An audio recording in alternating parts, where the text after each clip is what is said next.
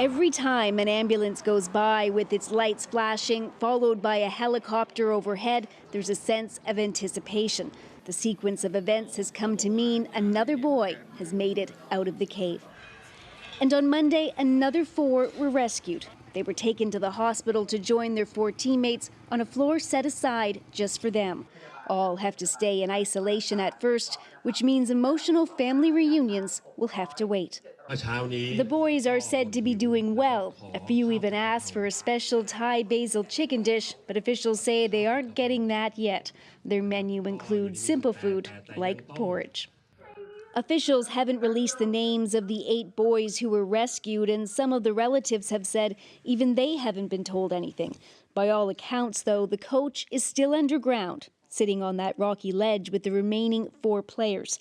25-year-old Ekapol Chatawong was once ordained as a monk, and his aunt says the boys' families trust him.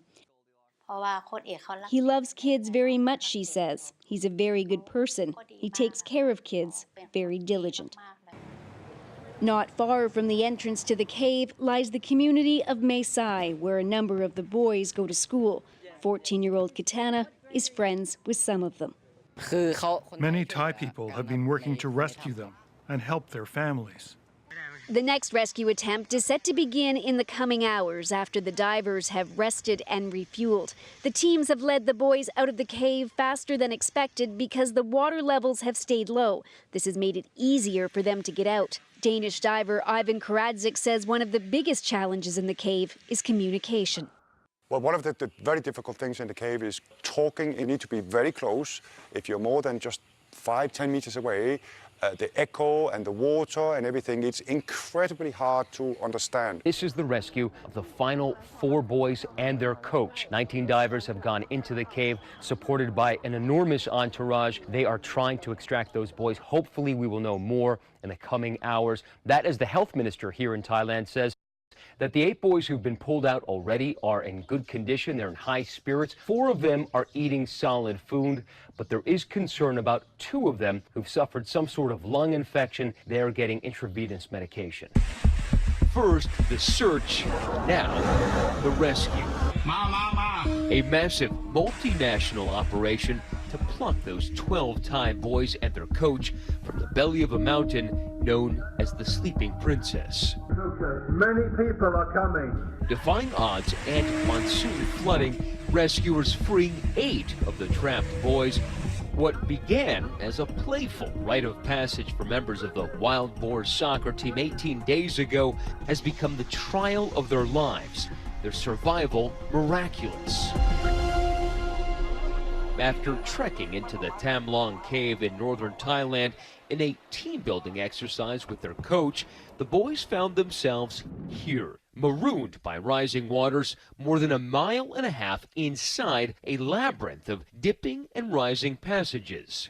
Those treacherous monsoon rains choking off their exit, making the way out impassable without diving gear. And here's what the rescuers have had to navigate in every foray into the cave. Reducibility inside the dark cave and under murky water. A current so strong it's ripped the masks right off of divers' faces. Narrow passages, some as tight as 15 inches, and cave walls as sharp as broken glass.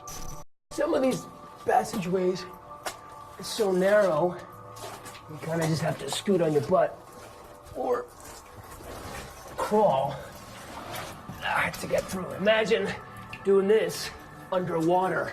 For the rescuers who are physically hauling the boys through the cave, it's exhausting work.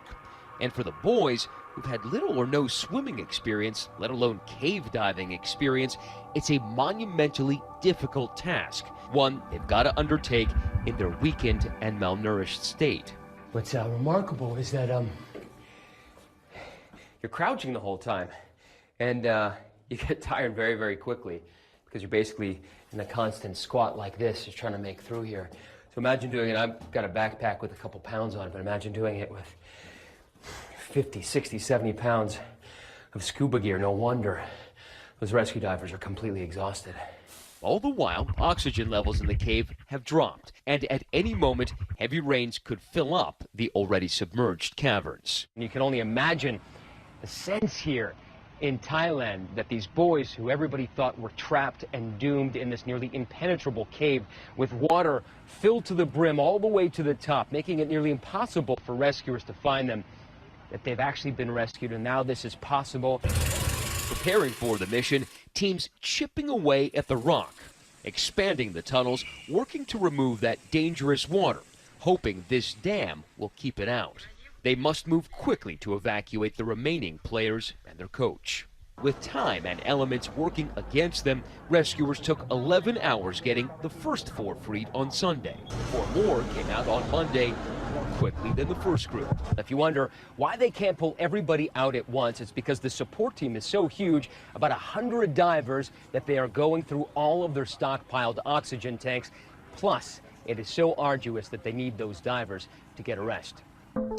The entire effort, a carefully calibrated human relay guideline set up spanning the expanse of the cave all the way back to the kids and their coach. Moving as a cohesive unit, the divers implemented a buddy system to escort each of the boys out.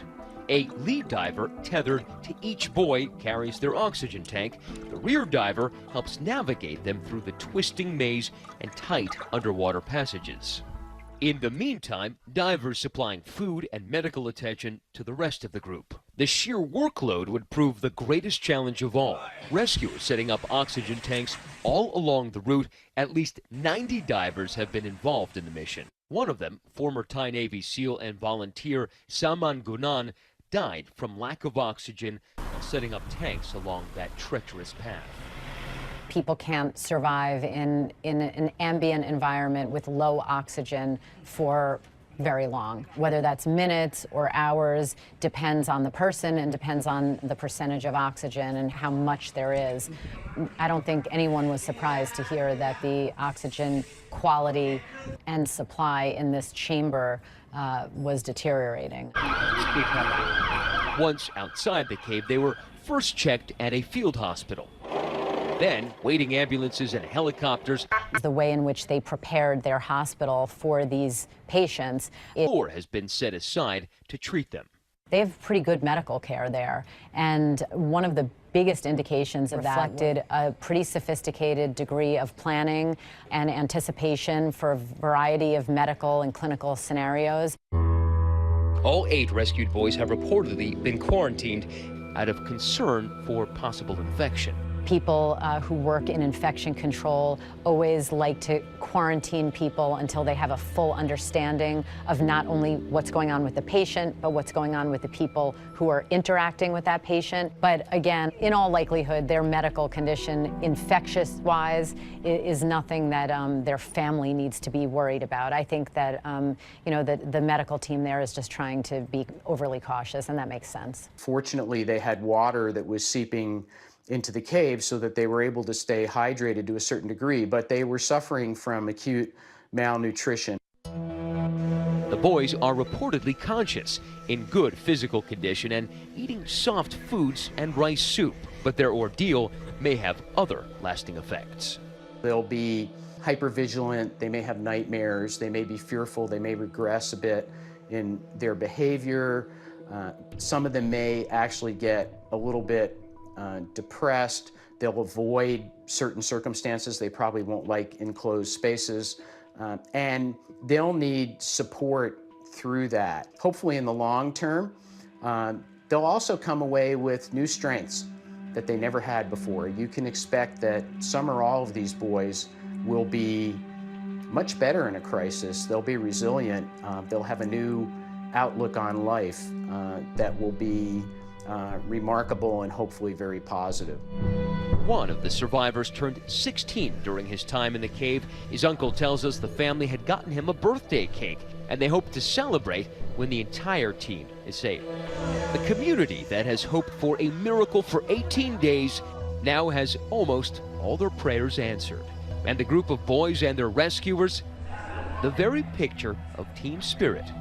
For Nightline, I'm Matt Gutman in Mae Sot, Thailand.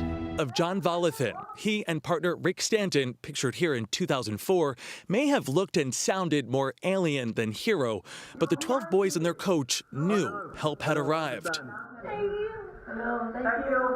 Out of their wetsuits, 47-year-old John is an IT consultant, 57-year-old Rick a retired firefighter. But both are known around the world for their self-taught hobby, considered among the best cave divers on the planet, nicknamed the A-Team. It's a skill John once compared to space travel. When people landed on the moon, they had a map. They knew where they were going. But in a cave, if you're beyond the known limit of the cave, nobody knows where it goes. You never know what will happen around the corner. Together, they've designed their own equipment and use it to assist rescues in France and even Mexico, where Rick helped save 6 people trapped in a cave by teaching some how to dive. It's an achievement later honored by the Queen. When the soccer team first went missing last month, Thai officials called on the A-Team to assist in the search. John and Rick, they're calm, they're very collected, they're very organized, extremely disciplined, and consummate professionals. It took the men 90 minutes of swimming and crawling to finally reach the boys they set out for, but this rescue is far from over. The kids' health will be critical as Rick and John now help the Thai military develop an extraction plan. There may be no clear exit in sight, but they promised the kids they would be back. Jonathan Vigliotti, CBS News, London.